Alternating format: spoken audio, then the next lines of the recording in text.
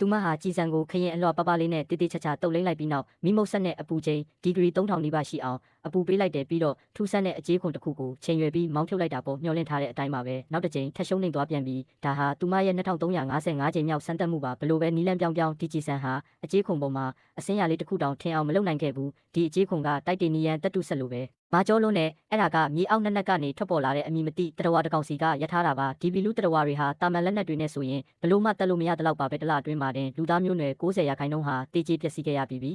အကယ်၍သာအဖြစ်တစ်ခုခုမရှာနိုင်ခဲ့ရင်လူသားတွေဟာဒီကဘာပေါ်ကနေထာဝရပျောက်ကွယ်သွားတော့မှာပါသူမအကြံကုန်နေတဲ့အချိန်မှာပဲလက်ကောက်ဝက်ကအိမ်မြောင်ဟာရုတ်တရက်ထိမ့်မနိုင်သိမ့်မရလက်ပတ်လာတယ်ဒါဟာတရဝါကြီးအနီးနားမှာရှိနေပြီဆိုတဲ့အတိတ်ပဲသူမရဲ့အဖို့ဖြစ်သူဝေကချက်ချင်းထွက်ခွာဖို့တိုက်တွန်းပေမဲ့သူမကတော့နောက်ဆုံးတစ်ခေါက်စူးစမ်းကြည့်ဖို့စွတ်ပေနေခဲ့တယ်ဒါအောင်မြင်မှငါထွက်မယ်မဟုတ်ရင်တော့သူတို့လက်ထဲမှာပဲအသေးခံလိုက်တော့မယ်ငါကားကအပြင်ကကားပါကင်မှာရှိသေးတယ်ငါသာအခုတစ်ခေါက်မှအောင်လုံးနိုင်ရင်နင့်အကူညီမပါပဲငါပြန်လာနိုင်လိမ့်မယ်နင့်နောက်ကနေကားမောင်းပြီးလိုက်လာခဲ့မယ်တကယ်လို့ငါမအောင်မြင်ခဲ့ရင်လည်းနင်ပါဒီမှာအသေးခံနေစရာမလိုဘူးသွားတော့လို့ပြောလိုက်အချိန်တခြားရွေးချယ်စရာမရှိတော့တဲ့ဝေဟာတက်ခွဲခန်းထဲကနေပြစ်ကတ်ကားလေးကိုမောင်းထွက်သွားခဲ့တယ်တတဝါကြီးရဲ့ဟိန်းဟောက်တန်ကပိုကျဲလာပြီးပိုနီးကပ်လာပြီးအသေးတန်ဖြစ်နေတဲ့အချိန်မှာပဲသူမရဲ့မျက်လုံးတွေကအနားမှာရှိတဲ့ power battery တစ်ခုစီရောက်သွားတဲ့ချက်ချင်းဆိုသလိုပဲသူမခေါင်းထဲမှာအကြံတစ်ခုလက်ခနဲ့ပေါ်လာတာပေါ့သူမဟာကြည်စံပေါ်ကအလွှာကိုအမြန်ပဲပြန်ဆက်လိုက်ပြီးချက်ပေါင်းအစ်စ်ကိုတုပ်လိမ့်လိုက်တယ်ပြီးနောက်တနက်ကိုအပြုတ်မြောက်လိုက်ပြီးနောက်တစ်စက္ကန့်မှာတော့သူမမောင်းဖြုတ်လိုက်ပါတော့တယ်